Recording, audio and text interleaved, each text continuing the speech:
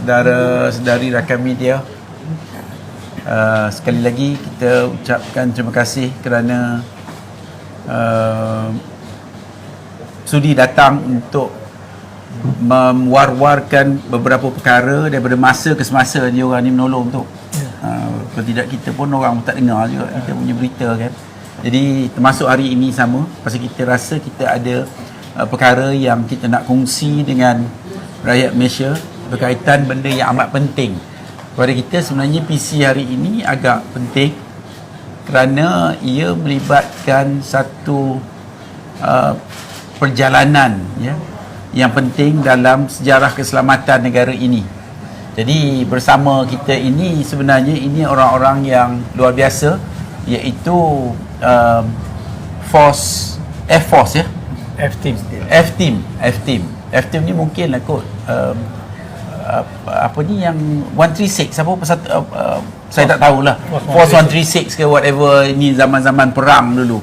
Jadi bersama saya ni Datuk Abdullah ni merupakan pengurusi kepada F-Team, iaitu satu tim ataupun satu pasukan yang telah ditubuhkan oleh kerajaan, ditubuhkan oleh Special Branch, untuk menangani cabaran keselamatan negara di zaman komunis masih berleluasa. Jadi mereka ini telah merupakan pasukan yang ke depan dan melalui berbagai cabaran di zaman itu, zaman antara tahun 71 sampai 95 ke ya? Sampai 90. Jadi mereka ini telah berjuang dan menangkap dan macam-macam lah. Yang cerita ni pun tak keluar sebenarnya. Tak pernah cerita ini, saya rasa belum lagi dikeluarkan oleh sesiapa ya. Dan mungkin juga disebabkan kerahsiaan mereka ini, jadi berita mereka pun tak keluar, cerita pun tak keluar. Jadi kita hari ini kita bawa ke platform PPIM ini adalah kerana kita rasa kerajaan perlu menghargai dan perlu juga acknowledge ya peranan mereka ini dalam sejarah keselamatan negara kita yang kita ada keamanan kita hari ini. Jadi inilah PC ini dipanggil untuk kita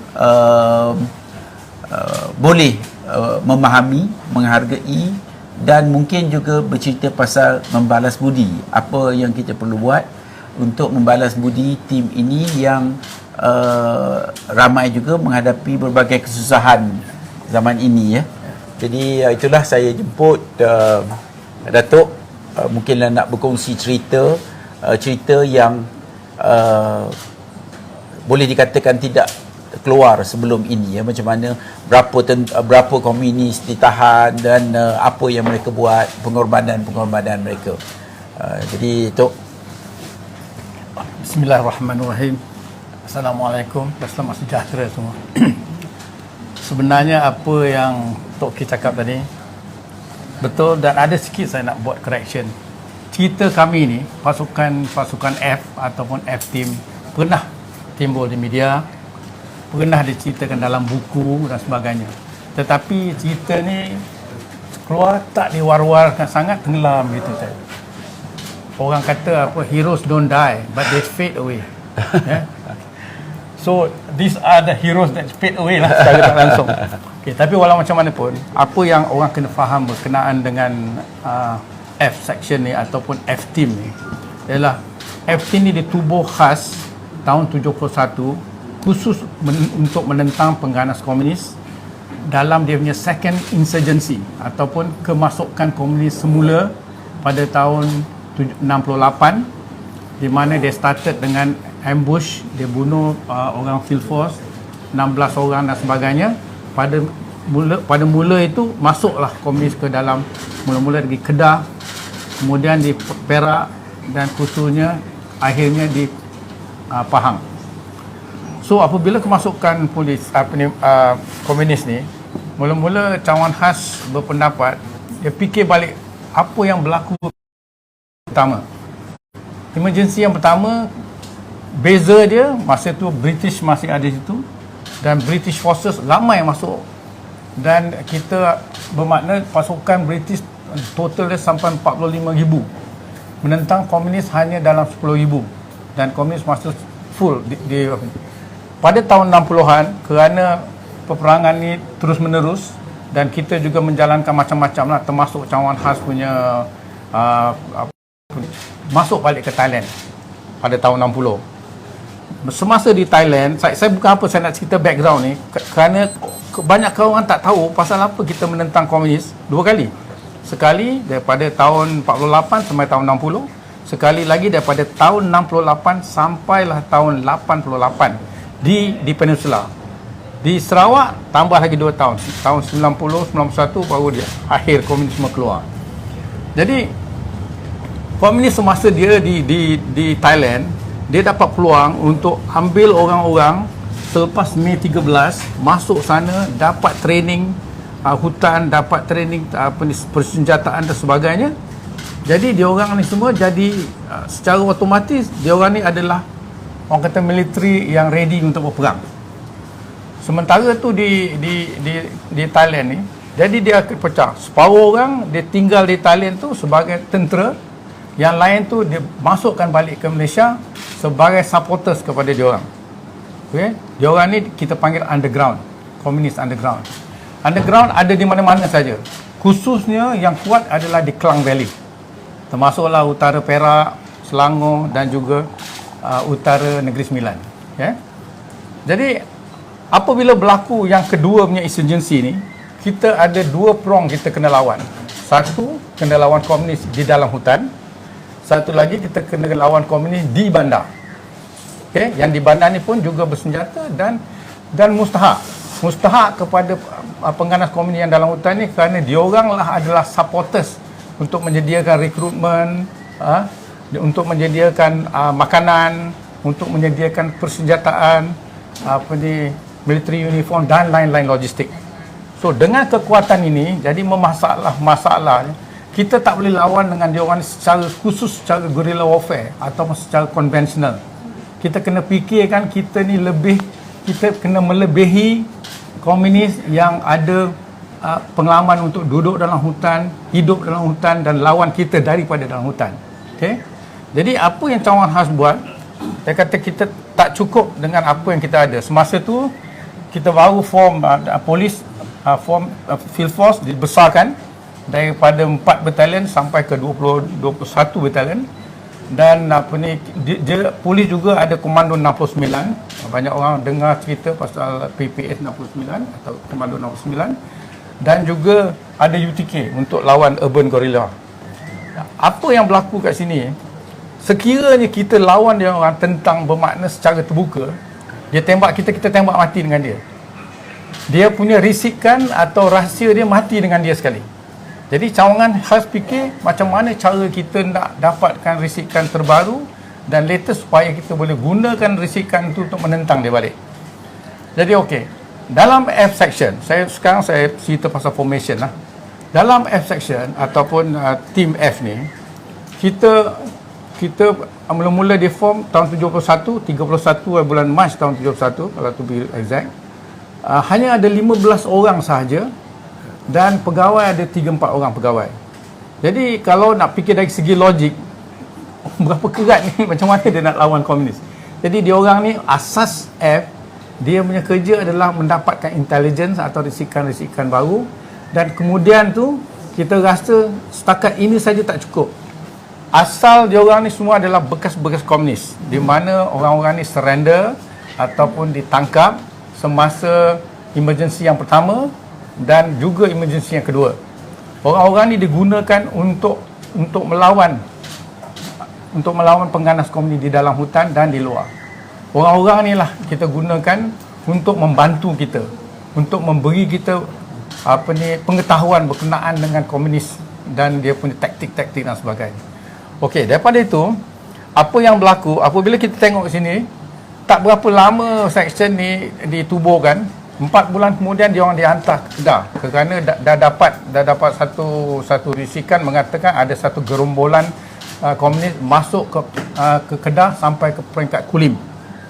Apabila di Kulim, dia orang ni mengacau lah, mengacau apa ni, penoreh getah dan sebagainya. Jadi kita dapat risikan. Daripada itu kita dapat risikan dan pasukan ini pergi meninjau dan sebagainya. So dapat satu macam mana cara nak menentang komunis ni. Untuk memendekkan cerita, pasukan F berjaya untuk bekerjasama dengan tentera dan pasukan Komando 69 dan dibunuh 9 komunis daripada grup ni. Maknanya seorang pun tak terlepas daripada grup ni. Secara tak langsung Kedah bebas untuk sementara waktu pada tahun 71. 4 bulan selepas pasukan F ditubuhkan. Jadi pasukan F lepas pada ini kita berpendapat kalau misalnya kita tembak mati macam saya cakap ni, kita tembak mati, komunis akan mati dengan risikan sekali. So apa yang kita F fikirkan, dia kena tambahkan orang supaya kita boleh cari risikan dan juga boleh bertindak kalau terpaksa. Jadi tugas utama pasukan F ni adalah untuk menangkap hidup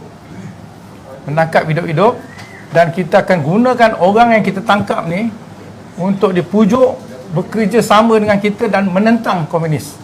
Bermakna secara tak langsung menentang kawan-kawan dia balik lah. Dan kita juga buat satu macam perjanjian yang kalau boleh kita tak nak bunuh. Kita hendak je orang ni balik ke masyarakat dan hidup sebagai rakyat di Malaysia. Okay? Jadi apabila lepas tu kita start, kita bantu Perak.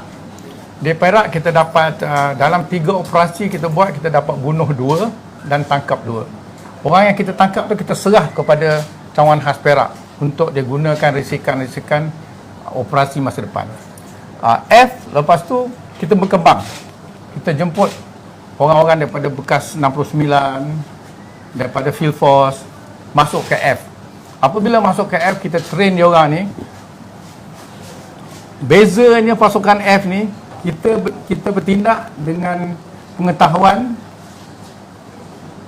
daripada 4 pasukan. Daripada Field Force sebagai background, daripada Komando 69, daripada tentera, dan akhirnya daripada UTK. Jadi kita ada training UTK, ada training Komando 69, ada training Field Force dan juga ada training sama dengan tentera. Jadi secara tak langsung sekarang ni semasa itu pasukan F ni dah boleh bertindak sendiri. Jadi apa yang kita buat? Kita buat operasi-operasi di mana yang kita rasa sesuai dan konsentrasi kebanyakan daripada operasi kita adalah di Pahang. Kita ada satu operasi Op Kelong namanya.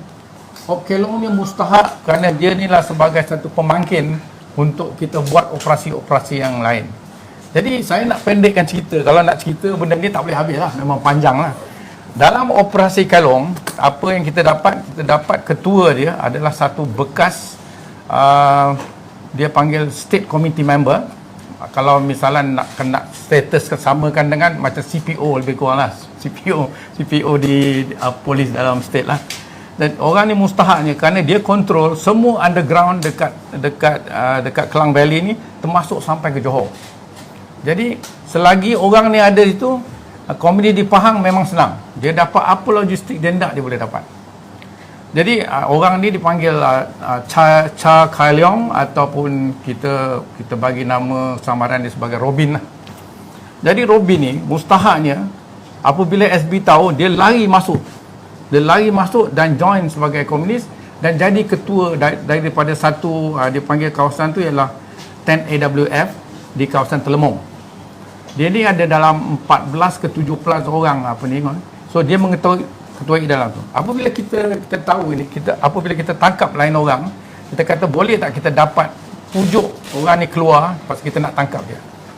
Alhamdulillah dia termakan tipu helah kita, muslihat kita, dia keluar dan dia ditangkap. Dia, isteri dia dan seorang lagi. Apabila dia tangkap, kita cerita dengan dia. Sekarang ni orang kau ada kat dalam, kita hendak orang kau keluar sebagai rakyat. Boleh tak kau bantu kami? Jadi orang ni jugalah membantu. Akhirnya tahun 77, satu grup daripada Telemong ni, kita berjaya dengan muslihat kita, dengan janji-janji kita, dia keluar. Ke-17 orang semua keluar tanpa satu peluru tembak. Okay? Jadi 17 orang ni adalah satu pembangkit untuk kita gunakan dia untuk operasi-operasi lain. Okey, saya nak memendekkan cerita, kalau nak panjang kalau tidak tak habis kita ni press statement ni. Jadi lepas tu, selepas tahun 77 ni, kita bergerak pula pergi ke Kuala Lipis. Tempat apa Siti Nurhaliza lahir kan. Okey, di Kuala Lipis. Di Kuala Lipis kita dapat daripada satu sumber mengatakan komunis pernah kontak dia. Daripada sumber ni pula kita tahu pula ada pula satu lagi sumber komunis daripada kawasan-kawasan Gua Musang pernah sampai ke tempat dia.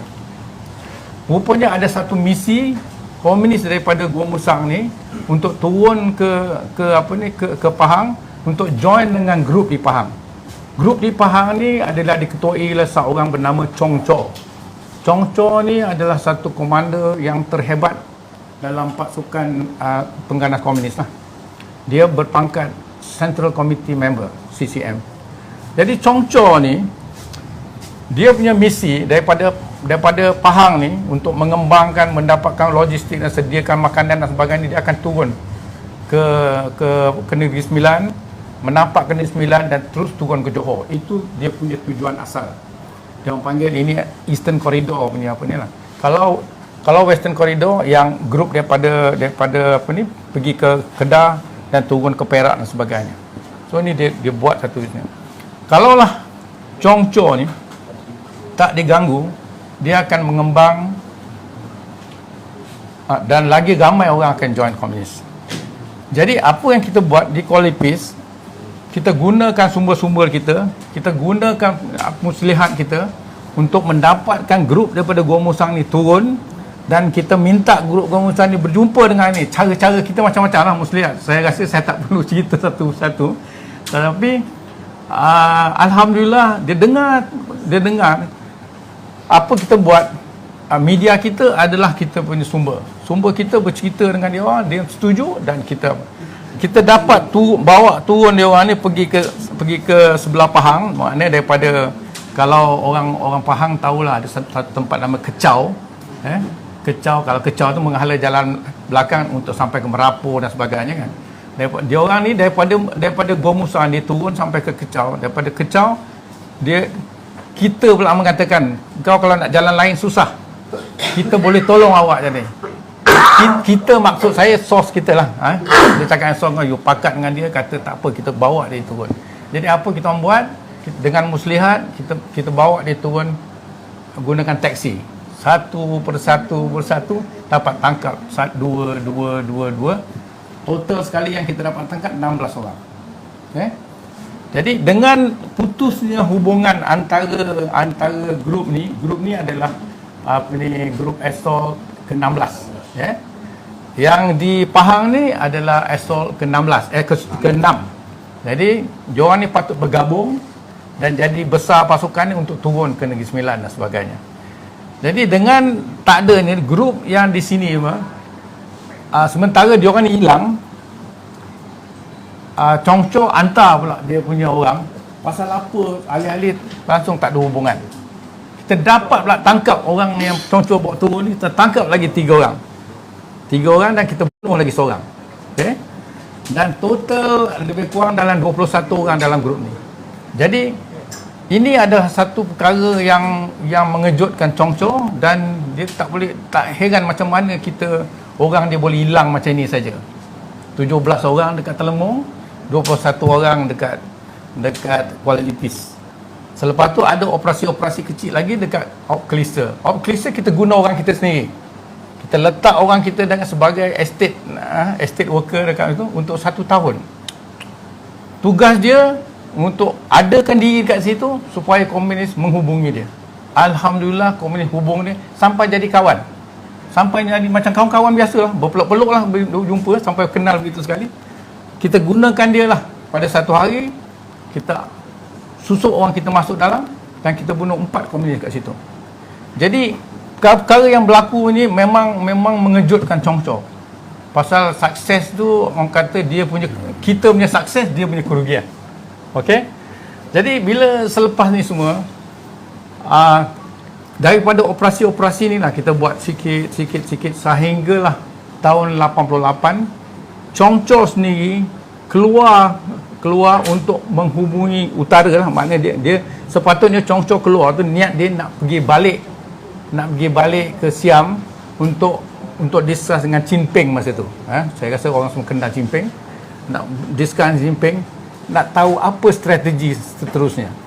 Jadi bila dia keluar secara tak langsung, orang terjumpa dia, ternampak dia dan pastikan dia adalah Chongco. Jadi kita pun intai dia sampailah satu hari dia jalan, kita dapat ikut dia dan kita dapat tangkap dia depan Globe Silk Store. Ya. Dapat tangkap dia daripada dia lah. Okey, nak memendekkan cerita, kita cerita dengan dia, daripada dia kita dapat memujuk dia sampailah dia panggil semua orang-orang dia keluar daripada hutan. Saya tak mau cerita macam mana cara lah, tapi risiko memang tetap ada. Masa kita masuk dalam, kemungkinan komunis tu akan tembak kita ada, kemungkinan dia booby trap kita ada, kemungkinan kita bertempur ada, macam-macam lah. Kena ambush dan sebagainya. Tetapi kerana komunis ni macam polis juga lebih kurang. Kalau bos kata okey, carry on lah. Ini bos dia kata okey, aku nak kau keluar. Jadi dia orang ni secara tak langsung selepas berbincang, selepas negosiasi semua keluar. Jadi 83 orang yang terakhir komunis berada dekat Pahang keluar. Okey. Jadi sekarang start pada 8 hari bulan 8 tahun 88, cawan khas secara tak langsung lah, kita orang celebrate lah, maknanya dah tak ada komunis dah, kita dah selesaikan semua. Jadi maknanya sebelum 8888 dah tak ada komunis lagi di Semenanjung Malaysia. Yang ada komunis lagi 59 orang sahaja di Sarawak. Itu pun secara tak langsung orang F pergi sana, kita dapat berbincang, kita pujuk dia orang, semua keluar kemudiannya 59 orang. So habis sudah tak ada orang, tak ada lagi komunis sejak tahun 91 kalau saya. Exact date saya tak ingat, tapi 91. Jadi secara tak langsung kalau kita ingat, kerajaan kita ada berunding dengan komunis pada 2 hari bulan 12 tahun 89, di mana komunis letak senjata dan mengaku dia takkan berperang lagi secara persenjataan, tak ada berjuang secara bersenjata lagi lah. Jadi benda ni berlaku di Hak Nyai, dan selepas peletakan senjata ni atau sebelum peletakan senjata ni, bermakna itu tahun 89, walaupun komunis dah habis dekat Malaysia, Jinping masih tak tahu yang orang dia dah tak ada lagi dah. Dia masih tak tahu. Jadi masa perbincangan tu dia minta 11 demand. 11 demand, satu daripada demand ni saya ingat semua orang tahu. Semasa zaman tahun 55, masa ada masa baling talk kan. Masa baling talk pun satu daripada yang dia minta ialah boleh tak Komunis Parti ni di-legalize atau disahkan sebagai satu parti siasah dekat luar. Dan memang kita tak setuju daripada mula lah. So kita tolak itu. Selain pada adalah dia minta imbuhan, dia minta tanah, dia minta kalau boleh peluang perniagaan, macam-macam. Maknanya dia nak keluar sebagai rakyat biasa, dia minta ni semua. Jadi susah masa tu kita punya Tan Sri Rahim Noor susah nak orang kata nak setuju dengan benda ni. Jadi apabila kita bisik kepada Rahim Noor, apa lagi kita nak lawan? Dia dah tak ada siapa lagi nak lawan. Dia dah tak, orang kata tak ada peluang nak bersuara dah. Jadi bila kita cakap gitu, you dah tak ada orang dekat Peninsula, macam mana nak lawan? Dengan itulah menyenangkan perjanjian peletakan senjata tu. So secara tak langsung habisnya selesainya komunis ni untuk kita ada 2 Disember 89 punya peletakan senjata tu, jadi negara kita bebas. Dan kalau orang nak tahu, orang yang paling gembira masa itu ialah Tun Dr. Ismail lah sebagai Perdana Menteri masa itu. Kerana lepas ni kita tak ada masalah lagi dengan komunis, segala wang kita boleh concentrate dari segi ekonomi. Okay? Jadi kalau kita tengok apa yang berlaku saya cerita tadi, F section ni peranan ni adalah mustahak sangat. Sekiranya kalaulah benda tu konvensional, saya berani garanti kurang-kurang 10 tahun lagi pun tak selesai apa ni masalah komunis ni. Jadi dengan ada tu secara tak langsung kurang orang akan meninggal, berperang, belanja dari segi apa ni ketenteraan dan sebagainya. So konsentrasi boleh pergi kepada ekonomi. Jadi dengan jasa-jasa inilah, pasukan inilah mengharapkan apa jua kalau boleh kerajaan bagilah secara-cara apa yang patutnya, macam Tok Ki cakap tadi lah. Kita ni sekarang dalam pasukan ni kemungkinan ada lagi 3-4 orang sahaja yang masih berkhidmat. Yang lain semua dah pencen. Jadi bermakna tak ada orang yang kurang daripada 60 tahun. Umur 60 tahun. Ada yang paling tua sekarang yang saya tahu 78 tahun. Selain pada itu, yang atas pada dia semua dah meninggal. Jadi kita orang semasa kita form ni, walaupun daripada kecil kita start, kita tambah orang kita sampai total pasukan F ni adalah 164 atau 65 orang. Dan daripada ini yang tinggal sekarang adalah 116 orang sahaja. Yang lain semua dah meninggal. Dan daripada 116 orang ni, saya ada 21 orang yang kira daif dan sakit. Jadi dia orang ni perlu sangat permintaan. Saya pernah jumpa satu daripada orang. Jangan lupa kita ada 3 kategori sebenarnya F ni atau F team ni. Satu kategori yang terus menerus tak keluar dan berpencen. Bermakna dia kerja sampai 60 tahun dia pencen. Bermakna sekurang-kurang dia ada pencen lah. Grup yang kedua, dia orang ni kerana fikirkan gaji kecil, jadi dia keluar dan bekerja di luar, kerja dengan swasta dan sebagainya.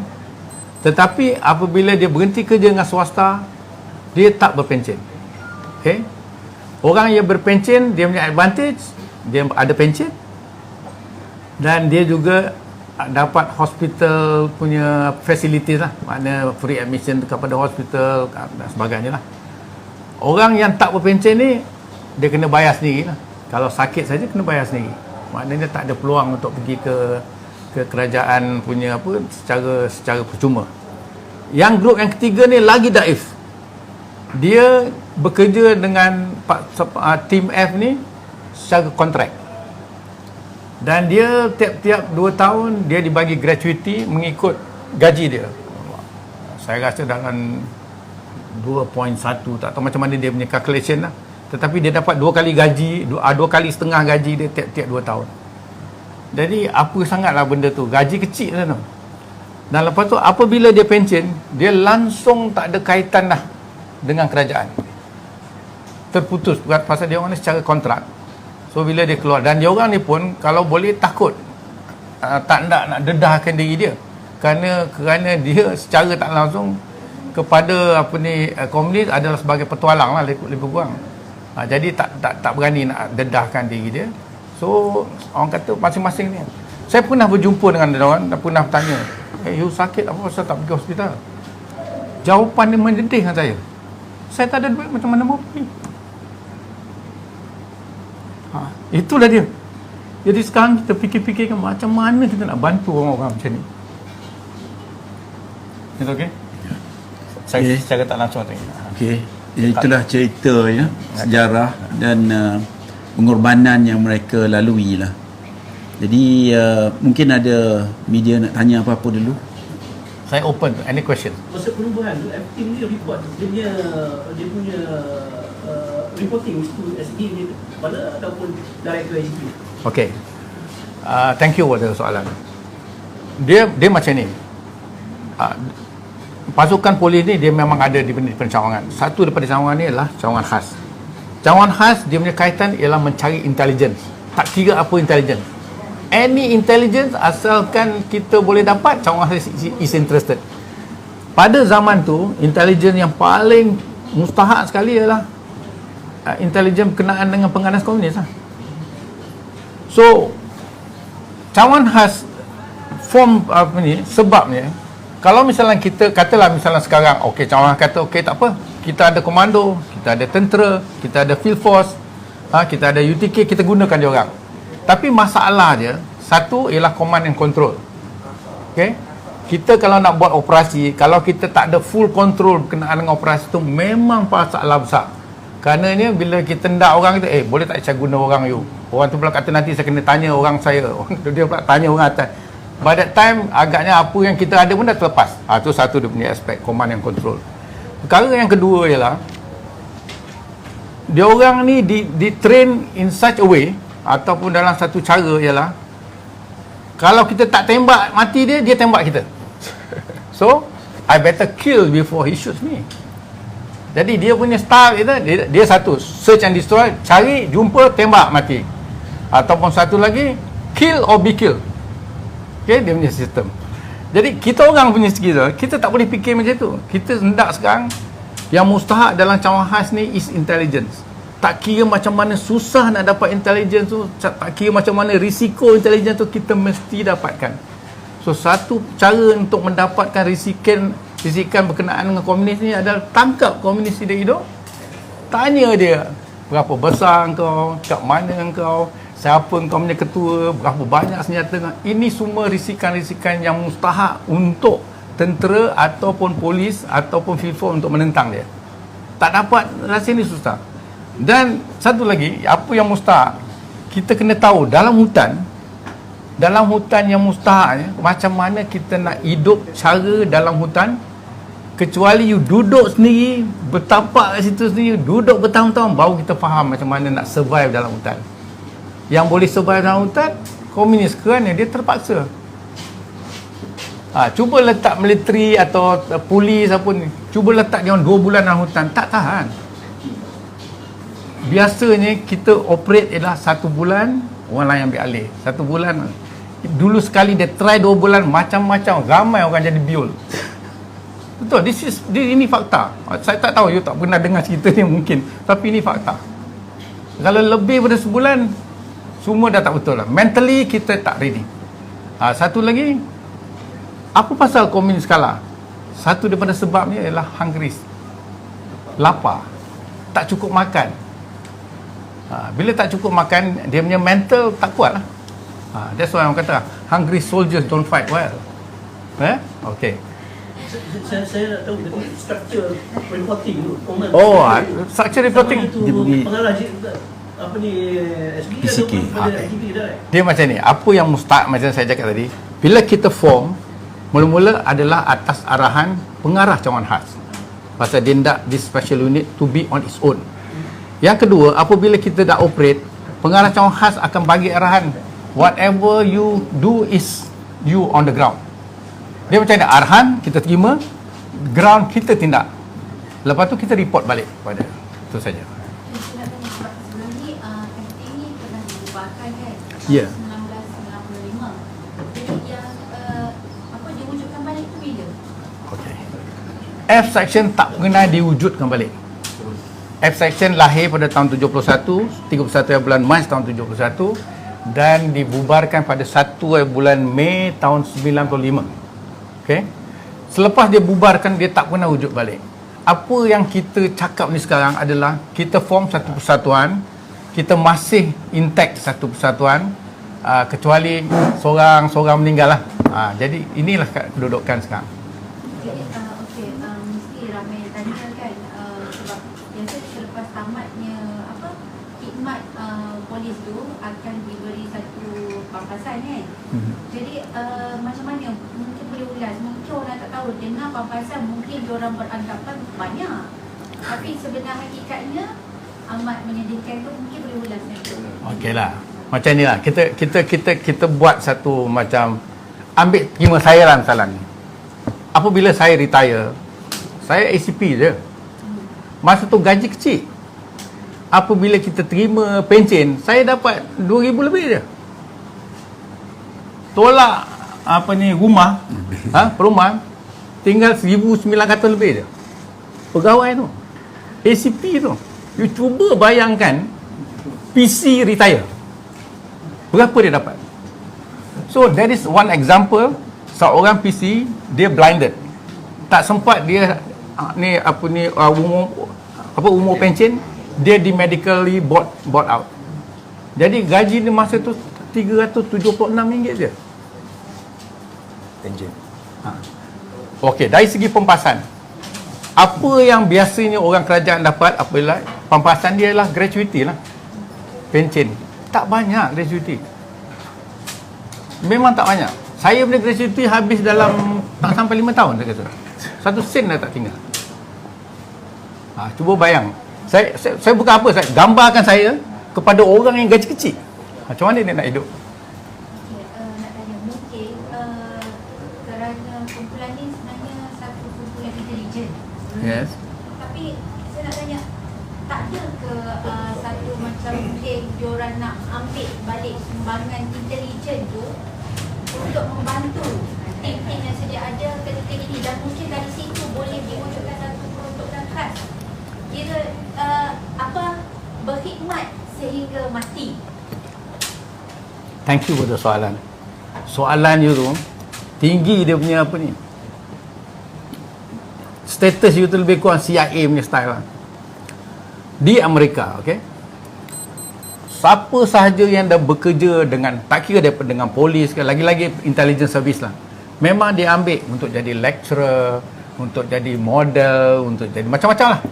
Tetapi di Malaysia ni memang tentang tu sikit kurang, tak ada. Itulah dia. Jadi apa yang berlaku apabila sampai masa F section ni dibubarkan, orang-orang yang masih berkhidmat dia pecah-pecahkan. Ada yang hantar ke distrik, ada yang ada macam-macam tempat lah. Saya dulu saya war-warkan, kalau nak ambil orang ni, bawa lah orang ni, dia duduk dekat border, dekat mana, di mana orang ni boleh digunakan, kan. Tetapi ada juga yang division-division dalam SB ambil pecah-pecah orang ni. Kita tak rugi, orang ni punya expertise digunakan semasa dalam perkhidmatan. Tetapi apabila dia pension ataupun dia keluar, benda tu terputus kat situ. Kenapa macam tu? Sayang tau, sebab Saya susah, ilmu itu saya rasa betul. lebih tinggi nilainya daripada wang. Betul. Saya susah nak jawab pasal benda tu tak berlaku. Hanya Dia kena hidupkan balik hanya sampai mati. hanya sekarang ni mulalah timbul dia rasa generasi-generasi baru ni ketinggalan berkenaan dengan zaman-zaman dulu. Zaman-zaman yang berkait-kait dengan sejarah. Jadi saya pernah hari itu dia jemput saya sebagai satu daripada panel pada 12 bulan Ogos hari itu. Kita duduk dekat Police College bercerita dengan university student, dengan pegawai baru masuk polis, dengan British Graduate Institute dan masuk. Jadi saya rasa baguslah benda ni, dan perkara ni dah mula berlaku. Tinggal segelintir lah, bukan satu pasukan semua sekali diambil. Itulah difference dia. Tapi macam you cakap tu memang bagus lah kalau boleh kan. Banyak juga. Ada juga yang kita syorkan orang ni patut duduk kat sini, dapat kerja, ada bukan tak ada, tapi it's temporary lah. Selepas umur dia rasa-rasa dah 60, dia rasa okey lah, time's up. Kerana dia orang membataskan pada usia 60. Iya, kebanyakan lah. Dan kalau kerja pun, kalau dia tengok sihat, macam orang macam ni sihat, tapi 60 lebih juga ni tak masuk 60. Kecuali ahli politik. Wallahualam.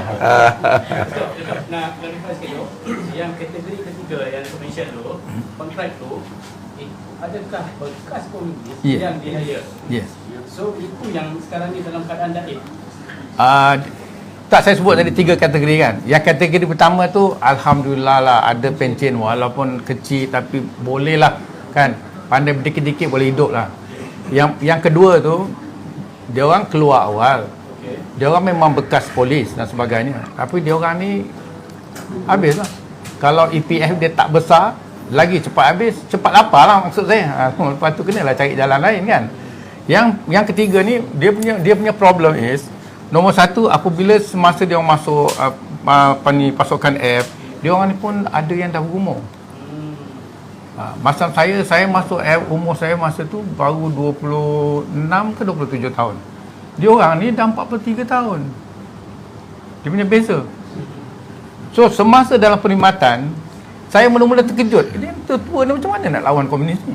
That was saya punya apa ni? Perception mula-mula. Tapi saya terkejut. Dia lebih kuat pada kita, lebih cekap pada kita, lebih pandai pada kita pasal hutan ni. Kita kalah. Dia jalan dalam hutan kita tak boleh keep up. 40 lebih, kita 20 lebih. Very good. Loyalty dia first class.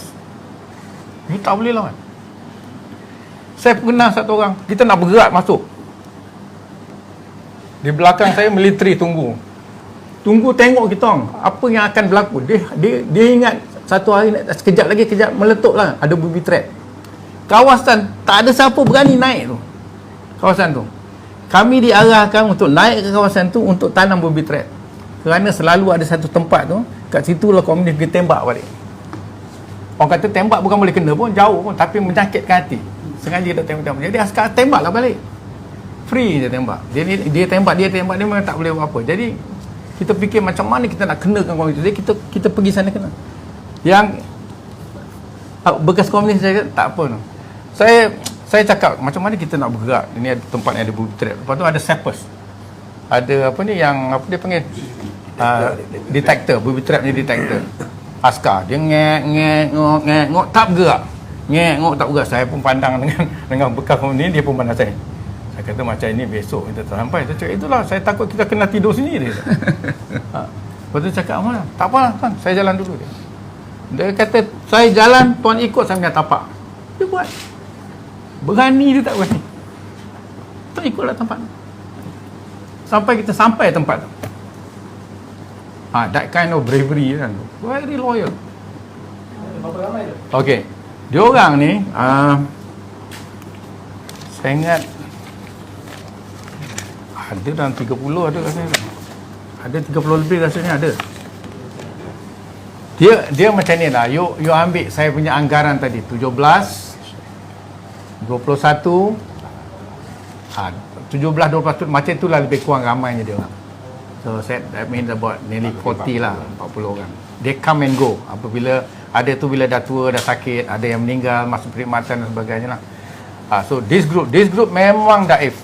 Kerana apabila dia keluar daripada ni, nombor satu, dia tak berani nak kerja tak tentu arah.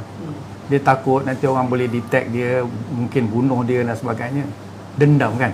Orang kata, laka dia ni dulu, inilah petualang-petualang lah kan. Jadi satu, maknanya dia tak boleh bebas bekerja di mana-mana. Yang kedua, memang dia keluar, dia punya last gratuity itulah 2 kali gaji, 2 kali setengah gaji last gratuity. Lepas tu tak ada apa-apa. Okay? Kalau dia tak berani nak bekerja mana-mana, lepas tu gratuity dia banyak tu, macam mana dia nak hidup? Jadi orang ni lah yang dia harap dia tak sakit. Dia, macam itulah dia punya cara hidup. Cong-cong masuk dalam skim? Tak ada. Tak ada. Cong-cong dah mati dah. Tak, saya nak tanya yang 83 berkenaan dengan Last. dapat ditangkap hidup-hidup tu, apa jadi dengan mereka sekarang? Oh, dia macam ni. Kita tak boleh tahan dia duduk dalam cawangan khas. Apabila dia pilih nak keluar nanti, ataupun umur dia dah sampai 60, kita pun buat sekatan sebagai sampai 60 lah. 60 je kita lepaskan dia bebas. Dan dia orang ni, apabila dia dah bekerja dengan kita punya pulangan atau kita punya guarantee dengan dia, you bila sampai habis nanti, you bebas lah. Tapi tolonglah, jangan pula you pula hidupkan ideologi komunis dan sebagainya. Alhamdulillah setakat ni tak ada masalah. Jadi dia orang masih ada lagi Ada. Bukan setakat tu. Selain pada tu, selepas perjanjian tu, 349 orang, saya tak berapa ingat figure dia, tapi round about that lah, 300 lebih orang kita bawa balik daripada sana.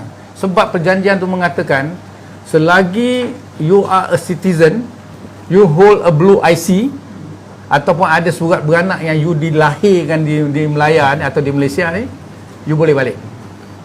Kebenarkan dia balik. Tapi kita tak adalah bagi pampasan, tak ada bagi tanah, tak ada bagi peluang pekerjaan, itu masing-masing. Dia fend for themselves lah maksudnya. Mana turncode ni tak ada diprovidkan baru punya rumah ke? Tak ada. Apa yang kita buat before you go further, apa yang kita buat, apabila dia balik kat sini, dia akan ditempatkan kat satu tempat untuk kita panggil decommunization. Maknanya kita sedarkan dia, tak guna you maintain you punya ideologi kerana negara ni tak perlukan. Sekarang ni jadilah rakyat yang baik, pergilah. Maksudnya macam itulah lebih kurang. So dengan harapan dia orang tak buat balik, dan secara tak langsung memang ada monitoring lah. Sampai sekarang. Ya. Walaupun setelah 1988 sampai sekarang masih lagi dimonitor. Tapi diorang memang rakyat kita lah, warga negara Malaysia. Inverted commas, secara tak langsung. Tapi memang warga negara. Balai Tempatan. Dapat taraf ke? Special branch lah, I put it that way. Itu memang urusan special branch. Maknanya sekarang ni kat dalam negara ni, segala intelligence adalah SB punya business. Any intelligence. Betul. So mereka ni ada dalam sebuah lahan FDM kan. So apa yang tuan yang nak tuntut daripada kerajaan? Mungkin boleh jelaskan apakah tuntutnya kepada ini yang saya harapkan. PPIM pun boleh bantu secara tak langsung. Ni Ada cerita lama tu dalam buku sejarah pun ada. Ya. Kita tahu lah, sekolah tak tahu. Tapi apa tujuan MFIN tu buat di sini? Dia macam ni ya. Allowance naik, pencen naik, kalau dulu ibu naik ke ibu, apa kehendak dia sebenarnya? Benda-benda tu yang cerita lama kita dah tahu semua dah. Okey. Berapa orang komen kita tahu dah. Okey. Orang yang belajar jalan. Alhamdulillah. Tadi bukan apa, secara tak langsung adalah mukadimah dan pemahaman. Okey. Apa yang F harapkan, kerana saya cek dalam saya punya senarai ini, kita ada 21 orang yang betul-betul memerlukan medical attention. Okey. Macam-macam lah, daripada ada yang problem mata tak nampak, yang seorang tu mata dah mula kabur, dah mungkin orang kata getting blind lah. Yang ada tu antaranya kena buat dialysis. And dialysis is not cheap lah, saya ingat semua orang tahu. Yang dialysis ni tak berpencen. He left earlier, dia tak berpencen. Jadi dia kena memang teruk lah dari segi perbelanjaan.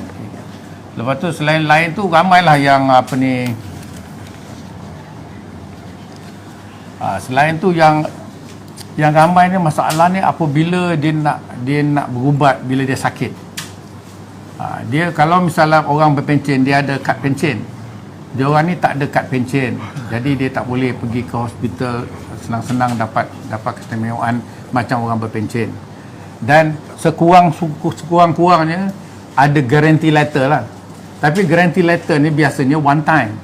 Tiap-tiap kali pergi hospital, you nak kena cari guarantee letter. So sekarang ni kita fikirkan macam mana cara orang-orang ni boleh dapat keistimewaan untuk free hospitalization. Dia macam tentera walaupun masuk satu hari askar, berhenti esok jadi veteran. Dia ada kad veteran. Kad tu guna hospital. Polis ada tak? Tak ada. Polis tak ada ada. veteran polis.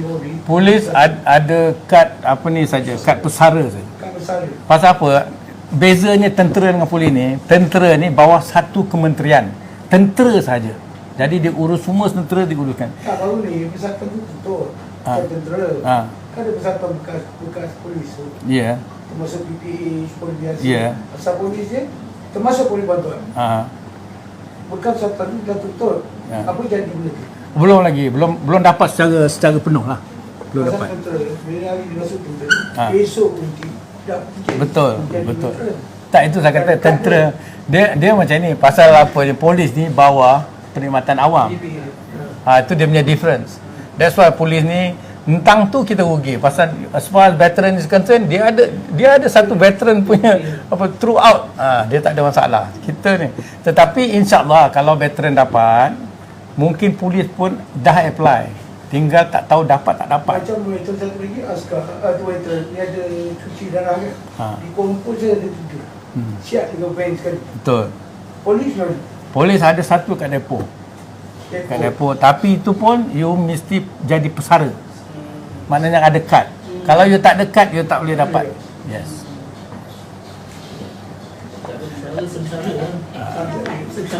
Apa ni? Wajib yang boleh F. dia. F yang berpencen tak ada masalah. Yang tak berpencen tak dapatlah kad pesara. walaupun dia XF yang left earlier sebelum pencen apa orang kata pencen apa, pencen wajib, sebelum pencen wajib dia tak dapat. Ada 3 orang yang jadi contoh dia. 1, 2, 3. Semua tak bijak. Apa pencing? XF yang masa dibubarkan masih lagi dalam khidmat, dia orang diabsorb bawa SB atau balik berhenti masa Kebanyakan absorb dia ke SB. SB tu. Boleh kata hampir semua lah kata. Pasal ada trading dia lah. Yes. So Datuk ini kira minta free hospitalization lah. Itu satu untuk apa ni, hospital. Yang kedua memang kami mengharapkan pada dulu imbuhan dan sebagainya lah. Dan selain pada itu macam satu pengiktirafan lah pasal benda ni, macam saya cakap tadi lah, heroes don't die but they fade away kan lah. Kami ni fade away lah. Yang jadi fade away ni macam ni, misalnya katalah satu ketua kami, kita tak payah sebut nama lah, satu ketua misalnya, ketua yang top, kalau dalam polis IGP lah, katalah apabila IGP itu memahami kita, tapi sebelum sempat dia nak implement kan, dia pencen, then orang lain take over kan, macam tu juga. Dan sekarang ni saya rasa ni IGP punya tenure pun habis tinggi 2 tahun. Jadi 2 tahun ni sebagai IGP saya rasa memang tak cukup dia nak implementasikan macam-macam policies. Kalau dia implement tu besar-besar the best. Dia SB susah nak cakap lah. Pada saya, kalau sesiapa sahaja jadi IGP, kalau dia all round cantik, maknanya dia pernah jadi dalam SB, dia pernah duduk CID, dia pernah CID, memang cantik. Maknanya dia tahu semua orang punya masalah. Tapi kalau dia come from one channel, dia ada perkara dia mungkin dia tak nampak. Datuk Ayub. Ustaz, you pilih Datuk Ayub jadi IGP ke? Susah C dia, susah A dah. Saya kan orang lain dah. tapi benda ni dah dibawa ke atas kan? Pernah. Satu rasa dia pernah buat. Dan okey, satu perkara lagi. Saya sebenarnya kita dalam F ni pasal kerja-kerja F ni adalah diklasifikasi sebagai rahsia besar seseru. So benda tu dia diklasifikasi ataupun dalam bahasa Melayu apa, diklasifikasi statusnya apa ni. Jadi hanya tahun 2016 itu pun arwah seorang pegawai nama Datuk Sofian Makinuddin. Datuk Sofian Makinuddin ni pernah kerja bawah saya. Saya cakap dengan dia, tolonglah apa yang boleh tolong. Jadi pada itu dah dia, apa yang dia buat, dia mendedahkan cerita pasal F ni dan dia minta benda ni diklasifikasikan. So sejak tu baru cerita F ni start didedahkan 2017 sebenarnya. 2016 tu kita berjumpa dan kita ceritakan F punya masalah dan F punya pengorbanan. 2017 dia diklasifikasi, baru dia cerita, dan kita buat satu buku. Dalam buku tu kita bukukan cerita-cerita pasal F dan sebagainya. Buku tu masalahnya tak dijual di luar. Dia in-house, maknanya siapa yang attend masa itu kita serah langsung satu buku. Saya ada. Ya. F tu sebenarnya maksudnya apa? F tu macam ni. Memang semua orang tanya, dia curious pasal apa F. Okey, F sebenarnya dalam satu division kita ada kita panggil E1 division. Dalam division tu kita ada apa ni? Tu, mic tu tak dekat sikit yang biru. Yang satu lagi tu. Tak dengar suara. Tak dekat yang tu lagi, dekat lagi. Lagi? Dekat dengan tu. Oh, macam tu. Okey. Tak dengar. Tak cakap tadi. Okey. Ni apa? Where was I tadi, banyak sangat cerita. Okey, F. Jadi dalam ini, dalam division tu, F ni di bawah E1 division. Jadi dalam division tu ada section F, section A, B, C, D, E. Jadi F masa tu another section kita form. Kemudian campak-campak. Jadi bila secara tak langsung kita namakan F ni, satu, kita punya motto adalah hanya yang berani. Okey. Yang kedua, F tu adalah fighter, fighting, fearless. Semua kita masuk ni. Jadi mana ada satu masa dulu orang tanya, dia kata pasal apa ada orang minat masuk. Dia kata yang minat nak masuk F ni adalah orang gila. Kerana you terpaksa, risiko dia very high. You see, saya pernah duduk dalam field force. Tiap-tiap kali operation tak pernah jumpa komunis. Tak pernah jumpa bekas komunis pun. Tetapi dalam tiap-tiap kami nak pergi, kemungkinan bertembung ni is 90%. Macam tu saya. Yang tadi muncul yang media kata punca kejayaan sumber aktif ni. Media oleh mana? Dia macam ni, macam intelligence lah. Yang mustahak sekarang, first kita kena terima intelligence. Yang kedua, kita kena tahu pada siapa kita terima intelligence tu. Sama ada orang yang bagi intelligence tu sanggup tak nak bekerjasama dengan kita. Kalau sanggup bekerjasama tu satu soalan. Sanggup bekerjasama 100% tak dengan kita? Maksud media tu macam CIA lah dia. Tak, bukan itu. Maksudnya Sumber ni, lah, sumber. Jadi baiklah, apa harapan lepas ni? Satu memang harap dapat satu bantuan daripada perubatan semua kan. Perubatan. Mungkin nak buat tabung khas ke apa harapan? Dia mula-mula kami mengharapkan pengiktirafan. Bermakna you kena iktiraf yang pasukan ni telah berjasa kepada negara. Okey, number one. Yang kedua ialah kalau you iktiraf, you kena bagi something sebagai penghargaan. Mungkin imbuhan. Mungkin ini terpulang pada kerajaan lah. Mungkin imbuhan. Mungkin kalau kerajaan-kerajaan negeri pula nak sekali berserta dengan mungkin tanah kan. Lepas tu selain daripada itu mungkin pingat-pingat kepada yang masih tak dapat.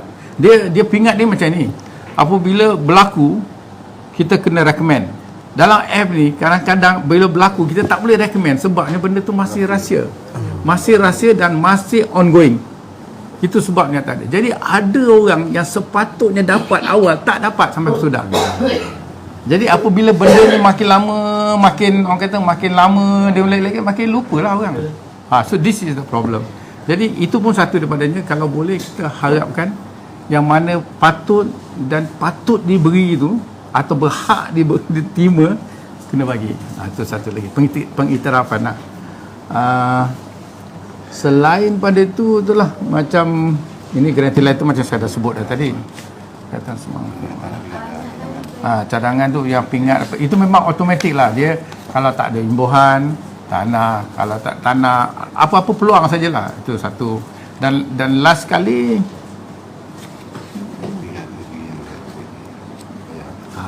dia okey, satu lagi orang kena faham pingat. Bila kita cerita pasal pingat ni macam-macam. Ada pingat, ada title Dato', Tan Sri dan sebagainya. Itu satu part.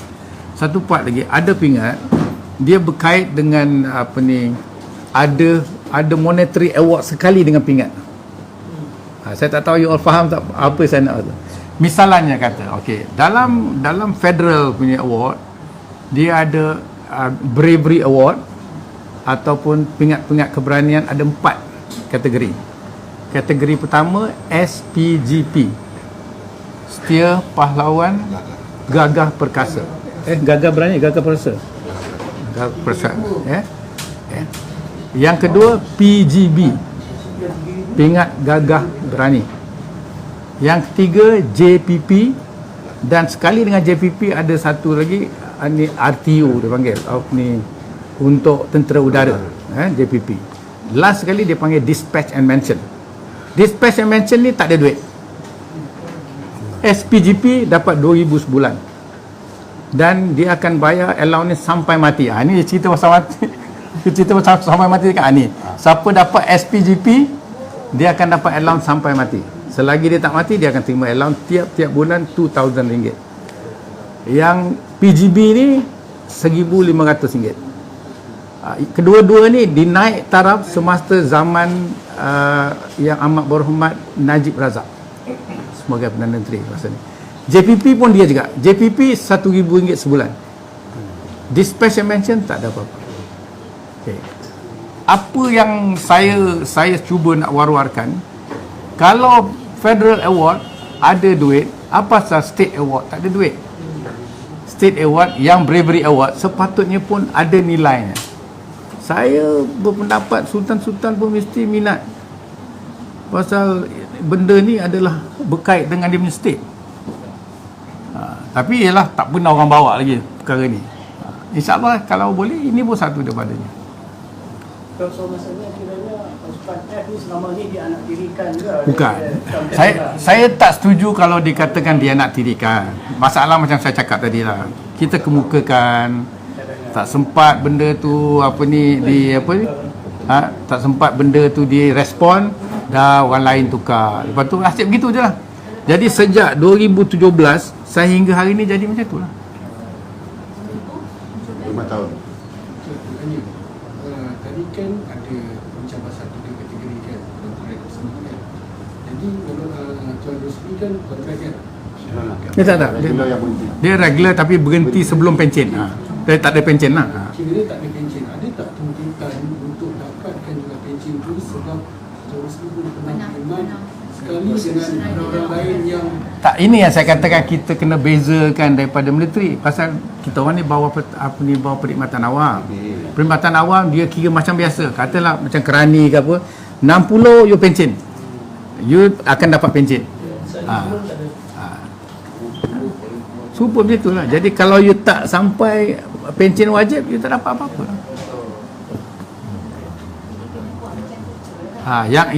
Kalau boleh buat macam tentera, bermakna you serve macam dia serupa juga. Kalau misalnya dalam kategori polis ni sekarang ni orang tanya bekas polis dengan pesara polis, beza tu.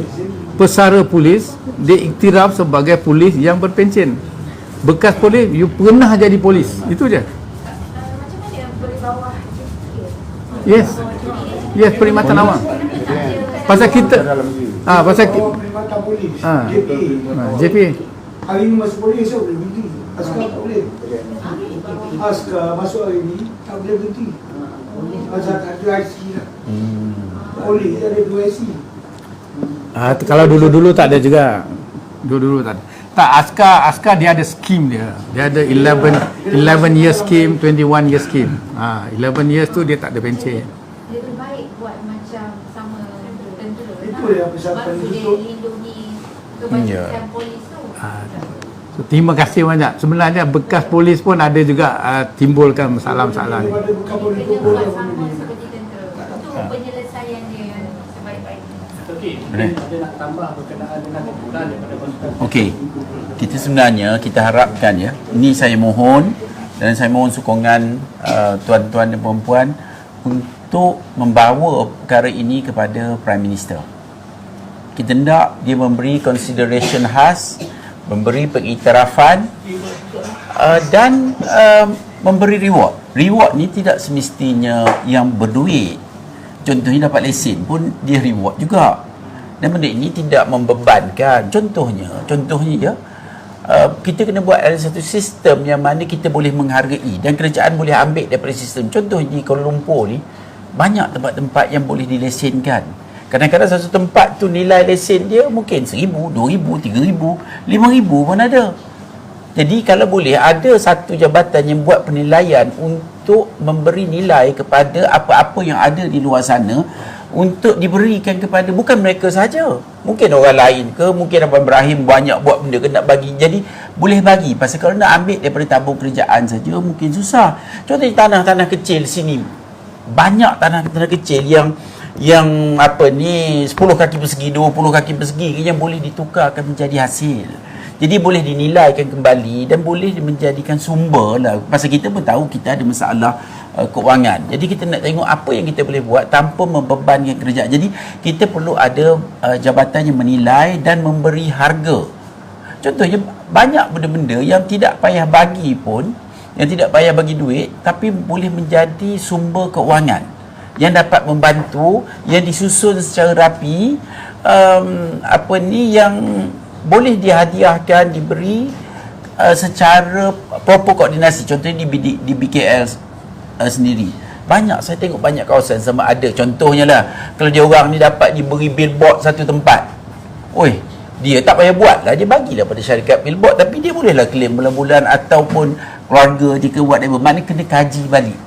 supaya kita dapat memberi nilai. Contohnya tanah tepi sungai, tak ada benda pun, tak ada siapa boleh buat apa benda. Tapi kalau dibuatkan kajian khas untuk menilai, kan tanah bawah tempat elektrik tu kosong aja, dan kadang-kadang orang dapat dia sewa pada orang, tapi baik kita nilaikan semula, kita boleh bagi contohnya untuk tanam ubi kayu je ke, benda-benda tertentu yang diusahakan secara bijaksana yang memberi hasil. Ini kita halia keserai pun beli daripada luar negara, jadi kita kena nilai balik.